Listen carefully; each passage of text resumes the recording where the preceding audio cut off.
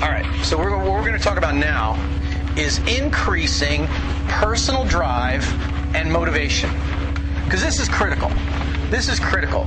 No matter how many skills you have or learn or what you know how to do, it is all predicated on your drive and motivation. The reason most self-help books and courses fail, in fact, most people, something like 80% of all self-help books that are bought are never even read. Okay? Yeah. So, it's pretty much a given that performance is not related to knowing how to do something. There's another quality that, gets us out of bed in the morning and gets us doing what we want to do or need to do. So, personal drive and motivation. Well, how does that? Where does it come from? What does it look like? And how can I get more of it? Okay. Well, the first thing to understand is that we don't get what we want. We don't get what we want. Who was it? The Rolling Stones said, "You can't always get what you want," right? Remember that tune? Okay, so you can't always get what you want. But if you try, sometimes you get what you need. And in the world of motivation and drive, that's what you get. You get what it is you absolutely have to have. If you have to get $5,000 or you're going to die, and that's really, really important to you, staying alive, believe me, you will come up with $5,000. If you want $5,000, maybe not. Maybe not. But if it's something you absolutely have to have, you will work day and night to get it. Does that make sense? So let's divide this up into kind of 3 zones. There's the area that I feel like I have enough. I may want more, but I'm comfortable. I have a bed to sleep on. I have food in my mouth. I'm getting certain level of grades, either A's and B's, C's and D's, or D's and F. And I'm going to call that the comfort zone. Now, I think most people have seen in their lives that if they go below the comfort zone, this is kind of like the red zone, This is where you're out on the street, or you're going to lose your house, or you're going to fail a subject and have to go to summer school. Does that make sense? So there's the red zone, which is, this is really bad. I am not comfortable here. I need to do something. And what we do is we take action. We take action to get out of the red zone and back up into the comfort zone where we can relax. But there's also another funny zone, and this is call it kind of like the excess zone, the luxury zone. Okay? And it's different for everyone. And the luxury zone may be driving a sports car versus a Rabbit. It may be having a house in El Dorado Hills, looking down, or Beverly Hills, rather than Placerville or Camino, or rather than being homeless, right? So the luxury zone, may be a 4-carat diamond ring instead of a 1-carat. It may be wearing a Rolex instead of a Timex, right? So the luxury zone is things that you might like to have, you might want to have. You may even want to have them really badly. But if you don't have to have them, there's a really good chance you're not, unless it comes easy, you're not going to do what it takes to get to that luxury zone. Unless it becomes really a matter of need. So, this is why, even in the most affluent nation on earth, with the most freedoms, arguably the most freedoms of any other country, where you can become anything you want to be, where a poor boy can become president, right? Okay, why is it that 98% of all Americans are born, live, and die in the same economic bracket? It's their comfort zone. Whatever you grew up with as a child, that's what your comfort zone is. Whatever your dad made for a living, add in inflation and whatnot, that's probably, without changing something, that's probably what you're going to make for a living. Okay? So, and again, depending upon how easy things come to you. But what's interesting is when things do come too easy, like the guy who wins the lottery, okay, and suddenly finds himself a millionaire. This sumbitch never made more than $15,000 in his life, or $20,000, or $25,000, or maybe even $100,000. Wins the $20 million. Now he wins $20 million. Okay? Now, a lot of times, and I think they've done this for a couple of reasons, but they pay that sum out over 20 years. Okay? And that keeps this poor guy from going bankrupt the very next day. But very often, the guys that win those lottery numbers, a lot of times, they're broke within a few years. Because they spend it all. Yes. One of my favorite examples is Donald Trump. Okay? This guy, he went from, basically modest surroundings to being worth $2 billion, with a B, $2 billion. That's not a small accomplishment to have a net worth of $2 billion. And a few years later, the guy was bankrupt, broke.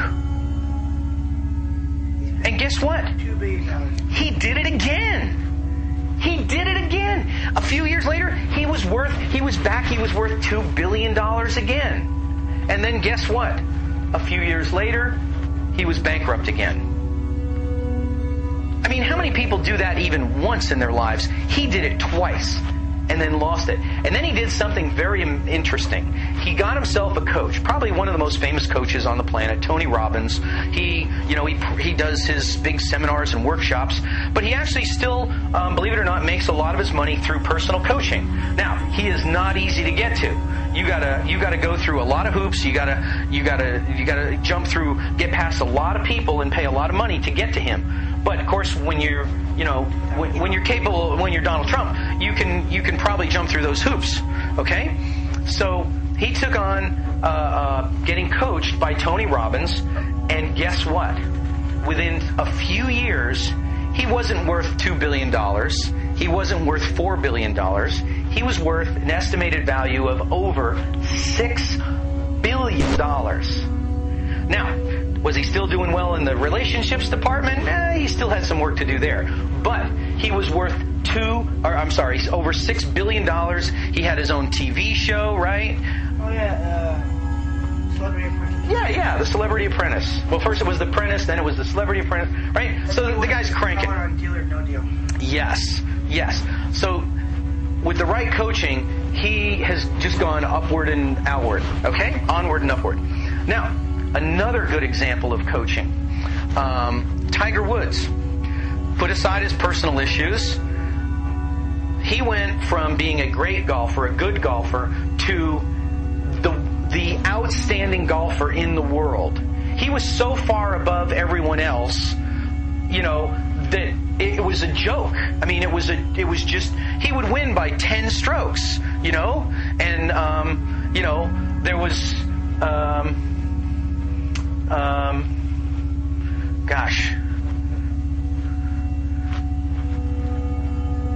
what else? Oh, I know. So he was top of the world. He was untouchable. And guess what? He went through some stuff. He fired his coach. He didn't win a tournament for almost 2 years. Almost 2 years. He didn't win a tournament. He hired his coach back, another NLP coach. And guess what? Within 6 months, he won his first tournament. And 18 months later, there was a headline, he can't be caught. He was back on top, totally, winning tournaments, untouchable. now he's back to having some problems again. He's got other issues to deal with. I don't know if he's still got his coach or what. There's another good example. Coaching. Anyway, it'll come to me later. But the point is, there's the red zone, there's the comfort zone, and then there's the luxury zone. The luxury zone does not happen automatically. We've got to do something else to get there. We've got to change something to make that happen. So, how do we do that? Well, remember, this was all created by us. It's not real. The comfort zone was something that we created. It's totally made up, which means it's pretty easy to change, right? If you made it up, you can change it. So, the first big step to increasing our motivation and drive is to take something from the luxury zone, I'd love to have that, or it might be nice, or whatever, and to turn it into the comfort zone. And the example with the millionaires and with Donald Trump was, even if you achieve the luxury zone, your unconscious mind, if it's still here, it'll actually do something to sabotage it. He had $2 billion, and he got rid of it because it was a conflict. Does that make sense? I saw it early on with a couple of guys that we took their grades, and the grades went from D's and F's to A's and B's, and I saw this guy hand a paper to me one time, and he did the same thing with his mom, and he pulled out this A+ paper, right? It was like 95%, and he pulled it out with two fingers like this, like it was kryptonite, and he held it out, and he handed it over to me so I could look at it, and it was like it wasn't. It was like he was afraid of it, like it was some weird animal. Does that make sense? So, one of the things that we had to do with him was to get him comfortable so that we took those A's and B's that were at one time in the luxury zone and we brought them into his comfort zone. Or more precisely, we took his comfort zone and we raised it up to include those A's and B's. I've worked with some day traders and poker players now, and I've done the same thing. When they would see those big pots, they would get the fear of landing in the red zone or the luxury zone, which was like, oh boy, do I really deserve that? And is it fair? And all this other. So we had to change their thinking so that they didn't win a bunch of money and then just give it back the next day or the next hand. Does that make sense? All right. So, you ready to do something? All right. Close your eyes. So, what would be for you? What would be a good goal right now that you would like? Something that's kind of out there. It's sort of not. Maybe it's believable, but it's kind of like something you would consider a luxury, not really a necessity. An Xbox. All right. So that's a good goal. That's a good. Now, do you really feel like this is something you want to turn into an absolute must-have? Yeah. Yeah? Yeah. Okay. And just for my reference, what does an Xbox cost? Around $100, $200. About $200. Okay. And do they ever come on the market? Are they ever used? Is there like a used model that would work? Or Yeah, let's use Xbox 360s. Really? So what do they run? 80, 190. Oh, so they're still up there too.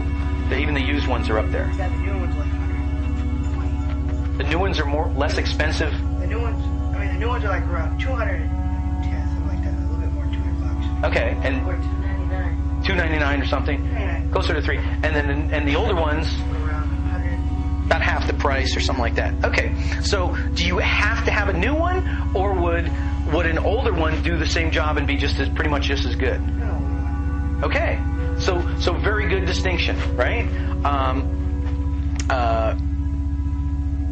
Okay, so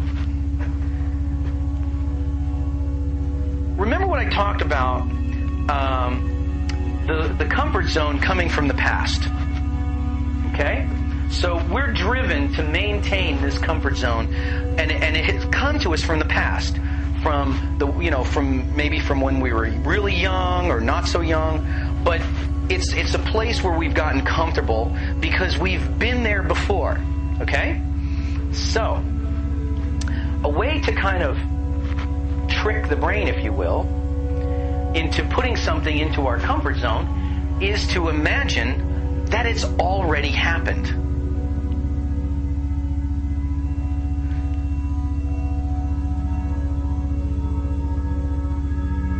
Okay?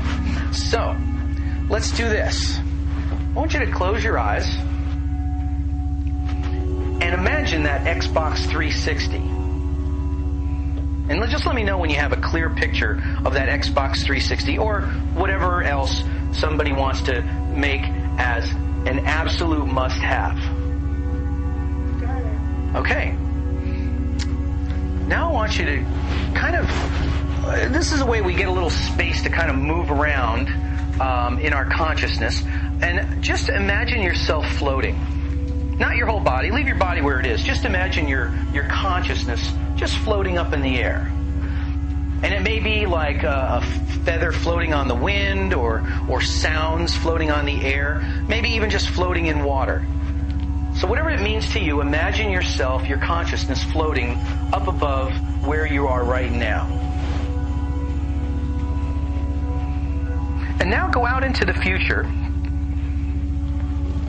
to the time and date when you really believe that with whatever work and effort, whatever it is, you could have, really, believably have that Xbox 360.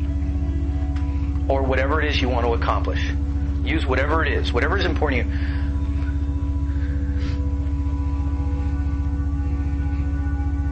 And now imagine it in a very specific way.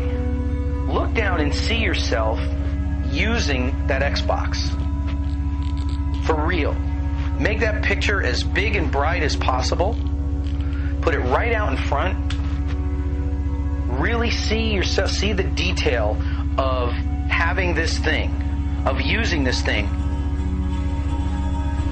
And when it's totally and completely real and believable, float down so that you're looking through your own eyes and feel the excitement, the pleasure of using this thing. Whatever it is.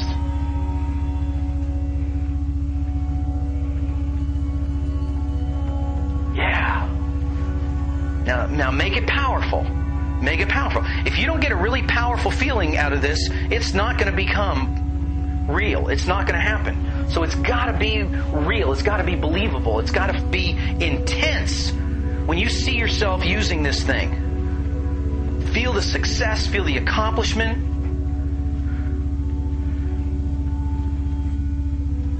I mean, just, you got to feel that, without this thing, it's just, life's not worth living. You got to have it. Whether it's A+ on your report card, or an Xbox 360, or a vacation house, whatever it is.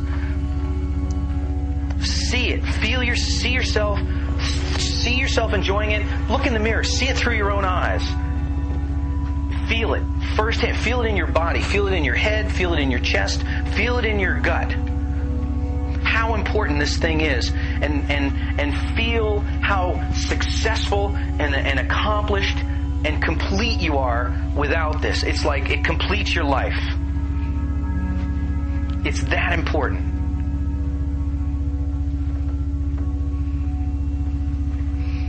And notice now that you're experiencing this as if it's already happened. It's already happened in your life.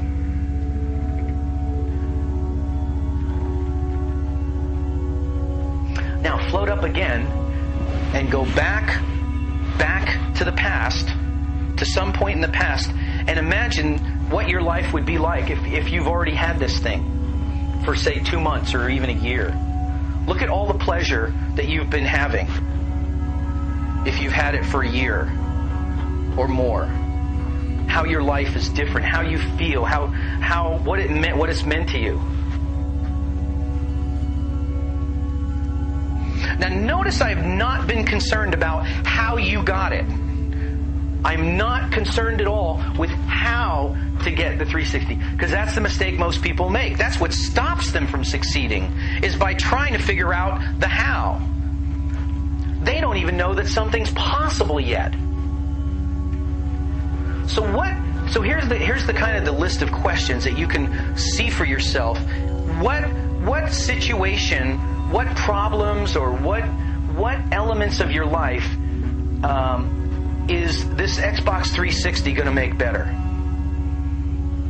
How is it going to help you? How is it going to assist you? So there's a gap, there's a void in your life that's been there without this Xbox 360. How is the Xbox 360 going to fix it? What emotional fulfillment are you going to get out of it? So that's that question to ask. And next thing, which we went through, just to review, is it possible to get the 360? So can you authentically visualize yourself with the Xbox 360 or the A Plus or the new vacation home or the new car? And when you can authentically visualize it and feel it as a real possibility, as if it's already happened and you're totally complete and okay with that, now, only now are we ready to look at the how. What are the opportunities in your life to achieve this? Can you get an extra job? Can you work 5 minutes or an hour a day? Can you build something or sell something or trade something? So notice that when you have this new item in you've moved it from the luxury zone to your comfort zone, where it's a must-have. I must have this.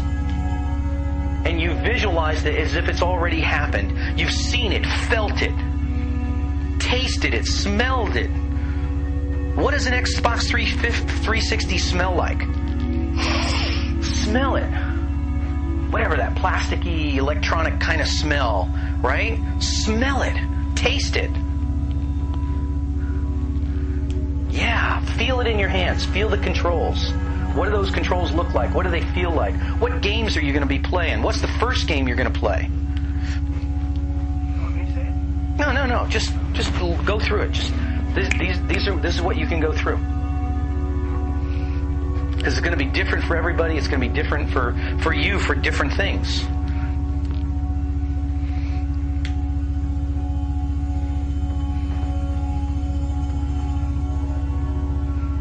And now, here's a little bit of the how-to.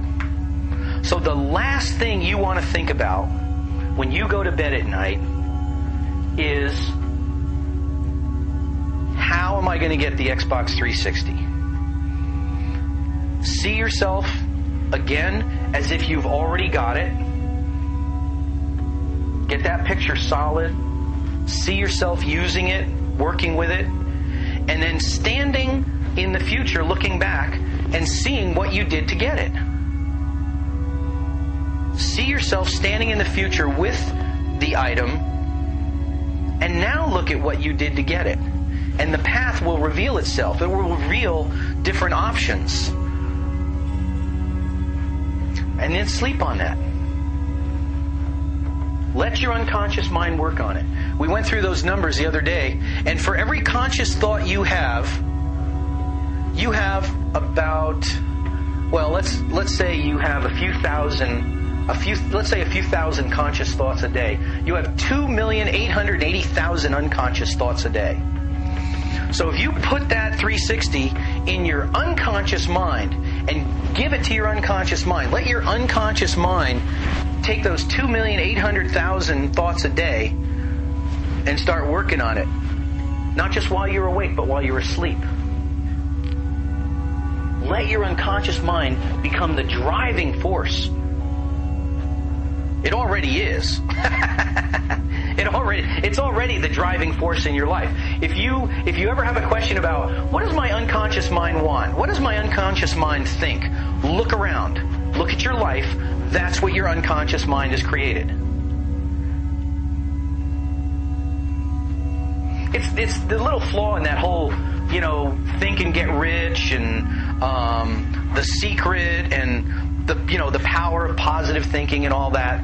All that stuff is good. It's all good to have good, positive thoughts consciously, with the proviso, with the understanding that your unconscious mind is 1,000,000 times more powerful. Your unconscious mind works while you're awake and while you're asleep. So if you want to increase your drive and your motivation, if you want to bring something from the luxury zone to the comfort zone, it has to be brought by your unconscious mind. You have to give it to your unconscious mind and then let it go. And a great time to do that is when you're going to sleep. A great time to do that is when you're going to sleep. And have a pencil and pad ready in the morning. Because there's a good chance you're going to wake up with some new ideas and new thoughts on how to get that Xbox 360 or that vacation home or those A+, or complete your homework or whatever it is. You're going to have some new ideas about that when you wake up. Very good chance. Maybe not the first night, maybe not the second night. I've had issues, problems, or goals that I set, and I didn't get an answer for 2 weeks. I've rarely had one go for more than that. You sit on it, sleep on it for 2 weeks, and it's going to be really, really solid. So whether it's an Xbox 360 or A's, better grades, be specific. Be specific about your goals too. You don't just want to get better grades. You want an A in science. You want a B in English. You want an A in history. Does that make sense, Mo? Yeah. If you want a vacation home, take a picture of it. Look at it every day. In fact, that's another thing I want you to do is take a picture of a 360 Xbox, put it up on your wall. It's the first thing you see in the morning and the last thing you see at night. Now, personally, I wouldn't get a Xbox 360 because my life is already too busy. I don't even have time. If I'm lucky, I get home at 10 o'clock and I can watch some video poker, from the World Series of Poker. That's about the only show I ever get to watch. So that's my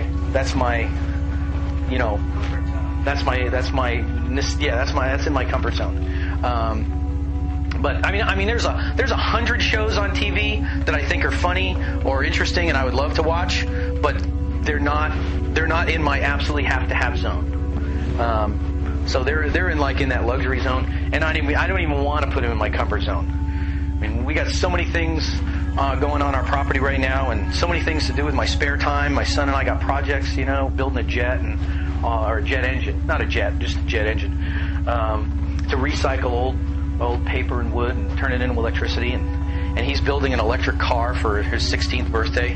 So, there's so many things in the have to have, the must have, that TV and video games is just not in my thing. But is that all making sense? Is it all ringing true? So there's probably 50 there's countless ways to increase your drive and your motivation, and I think the bad thing about having such a choice is you look at one of these books that has 50 ways to increase your drive and motivation, and you wind up not doing any of them. I mean, like I said, 80% or 90% of self-help books don't even get read. People buy them and they look, you see them 10 years later and they're the pages are still stuck together. They never get open. So knowing how to do something is rarely the formula for increasing your drive and motivation. We got to go to the unconscious mind. That's where the power is. That's where that 2,800,000 thoughts a day is gonna create it or make it happen. Does that make sense? All right. Any questions? So there was one other thing I wanted to say. Oh, so we looked at this in terms of goals, like getting an Xbox 360 or a vacation home or getting A+. Now, what about little things? Well, the little things like finishing our homework or putting out the garbage or answering our emails. Why would we do those things? Why would we do those things other than just out of habit? We do those things because they're connected to something that must happen. Something that must happen. So, a good question to ask whenever you have something in front of you is, well, the first question is, can I do this task and be successful? Because if you can't be successful, your brain and your conscious is going to resist it. Your unconscious is going to resist it. It's like, wait a minute, why do I want to start something if I'm not going to be successful at it? So if you're getting resistance to something in your life, a task, it could be just simply you don't feel like you're going to be successful at it. Does that make sense? So it's a really good question to ask. If you feel yourself resisting something, resisting some activity, maybe you didn't understand what the teacher said. Maybe you don't have a number 2 pencil, or maybe you don't have access to the internet or something. Your brain is maybe telling you, in its own way, I don't want to do this because I don't know how to do it. I don't know how to be successful at this. Okay? So anytime you feel resistance, that's a good question to ask.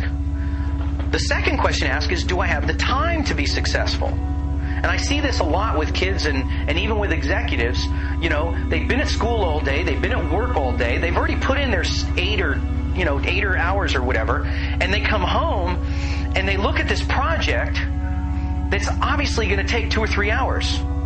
And maybe they even have regular homework on top of that, and then they have an essay or something, some project, a board to make that's going to take 2 or 3 hours. Well, do you want to start something that's going to take another 2 or 3 hours at the end? No way! No sane person would. You're tired. You got to eat. You want to sleep. You want to play on your Xbox 360, right? You don't want to jump into 3 more hours of homework and be up till 11 o'clock at night. So you're gonna avoid that. Your brain's gonna go, I don't want to do this. Now, if you leave that unexamined, what do? You procrastinate. You just put things off, right? Because you don't feel like you can be successful, complete the project successfully, or you don't feel like you have the time to complete the project. And both of those are fixable. Both of those are fixable. And the easiest way to fix them is what? Break it down into pieces, right? And so if you have that feeling like, oh, I don't think I can be successful at this, well, take the project, break it down into pieces, and look at each piece. Can I be successful at this? Yes. Can I be successful at this? Yes. Can I be successful at this? I don't think so. I don't understand. I don't even understand what they're talking about. Okay? Well, now you have something to deal with. You can say, okay, I need to bring this to the teacher. I need to talk about this. I need to ask my mom if she can take me to the library. But I don't have to stop and not do my whole homework because there's this one little piece. I remember working with a gal who hadn't cleaned her house in like 3 months, And the biggest thing that had her, there was 2 things that had her freaked out. One was getting on her knees and scrubbing the tile, right? And cleaning all the little, what's that, between the grout. Cleaning the grout between the tiles and getting on her, like scrubbing it with a little brush. And I said, okay, so after we broke it down into pieces, because she felt okay with the living room, the dining room, the kitchen, or the bedroom, everything was okay. Until we got to the bathroom and you saw this, So I said, well, what if you went out and bought scrubbing bubbles, right? Whatever that stuff is. And you spray it on and you just let it sit there for an hour. Now, it's not going to be perfect, but can you live with that? Can that give you an acceptable outcome? So that you don't have to get on your hands and knees and scrub for hours. Just with scrubbing bubbles, let it sit for an hour. And she thought about it and she visualized the outcome. It was acceptable. So we were able to move on. And the other thing was just with the vacuum cleaner, which was kind of funny. The vacuum cleaner was this tangled mess. Very representative, right? This overwhelming tangle of mess that she would have to take out from the downstairs closet, untangle it, bring it upstairs.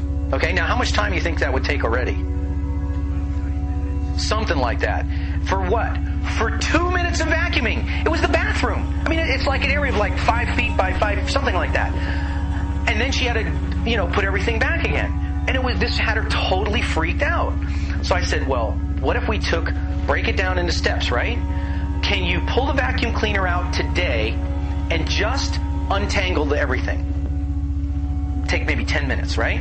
Just untangle the hoses and the wires and put everything back. And then put it back in the closet. That's all. Could you do that today and feel good about it and feel like it's not a burden, it's not overwhelming, it's very doable? Visualize it happening. That's your check. Yeah, okay, I can do that. Okay, I feel motivated to do that. That's doable. Okay, I said, and then tomorrow, could you take the vacuum cleaner and put it in the upstairs closet? That's it. No more. Just take it from the downstairs to the upstairs. Is that totally doable? Do you feel like you're motivated enough to do that? Yes, that was totally doable. Now, the third day, and in the meantime, she was doing some other things. She was cleaning the kitchen and doing something. I said, on the third day, because we put the bathroom aside. On the third day, can you take out the vacuum cleaner from the upstairs closet, unplug it in, vacuum your 2 minutes, and then put it back in the upstairs closet? Yes. So we took something that was totally overwhelming. We broke it down into pieces. We solved each piece as an individual thing. And then boom, it was totally doable. So she went from not being able to clean her house, being totally overwhelmed and stressed and feeling bad about herself because the house, everything's piling up and getting dirty, to, oh, okay, it's a piece of cake. Does that make sense? So, if we have this feeling that it's going to take too long or it's overwhelming or it can't be done, break it down into pieces. And we take one piece at a time. Okay? This is the problem with being an outside-the-box thinker, is we can get overwhelmed. We can get overloaded when we see things happening all at once. Does that make sense? So, it can take a little bit extra effort for us to take things, break them down into pieces, and make sure that each piece feels doable. Now, what's the third question? First question, do I have the resources to successfully complete this task? Second question, do I have the time to successfully complete this task? And the third question, and here's where it fits to drive and motivation, is this task important to my success? Is it connected to one of the pieces that's in my comfort zone, my must-have? Is it connected to something that must happen? If it's not, why do it? Why do it?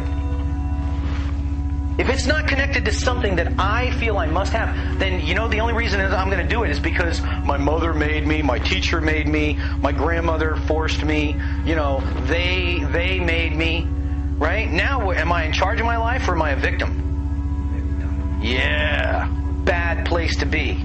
Bad place to be. Because you know what happens? Even if you do your homework or that task, and you only did it because your mom made you or your boss made you, did you have any pleasure doing it?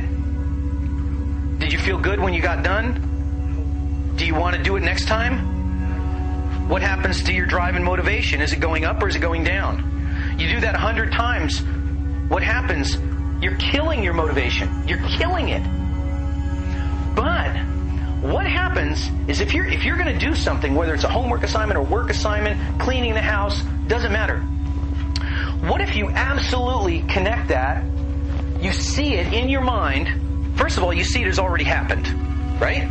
So you see your homework is already done. You see the house is already cleaned, and you feel the success and accomplishment that comes with that. You see the success and accomplishment that comes with, you already have the feeling of success and accomplishment that's going to come with graduating, whether it's graduating this grade, passing a class, going on to the next grade, graduating high school, going to college, whatever it is, you connect the task, or impressing your neighbors, or having your kids feel good about having a clean home, or whatever it is, getting that promotion at work. It doesn't matter. As long as it's connected, the task is connected to a must-have, something in your comfort zone. Now, do you get to have the good feeling? In fact, do you get to have the good feeling before you even start? See, visualize your homework as being connected to the A+, that's connected to graduating, connecting to that sports car. Feel the power in that. Feel the success in that. Now, because you can visualize your homework already done, you can feel how good it feels to get your homework done before you even did it. Then you can feel good while you're doing it because you're accomplishing something that's important to you personally, that's critical to your success. It's critical to things that you must have, right? And do you feel good when you're done? Do you feel like you accomplished something when you're done? Whether it's a homework assignment, whether it's putting out the garbage, which is critical to the success of the family and supporting the family and participating in the good of the family, right? Taking responsibility for yourself and helping out the family, or a work assignment that's critical to that promotion, or it's going to get you whatever.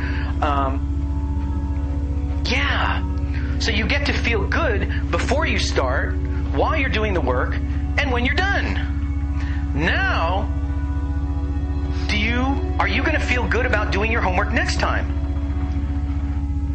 And if you do that 100 times, what happens to your self-motivation and drive? Does it go down or does it go up now? It keeps going up.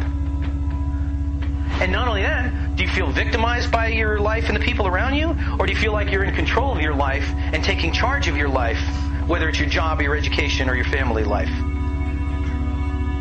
Yeah. Make sense? Feel good? So close your eyes. I want you to go out 10 years. Imagine the life that you want to have. Make it real. Make it important. Make it valuable. Feel the success and accomplishment when you look around. Notice the people in your life. Notice the things in your life. Notice who you are as a guy. Who you are as a person. Because to have those things and to be with those people and to be that guy, then you have to be that guy now. You can't wait now and be a jerk or be lazy or be whatever and be that guy, 10 years from now. Because then you just put off your life by another 10 years. If you want those things and those people and that outcome, and you want to be that guy in 10 years, you have to be that guy now. And that's very doable. Just practice what we just did. See yourself being that guy and being successful and feeling the accomplishment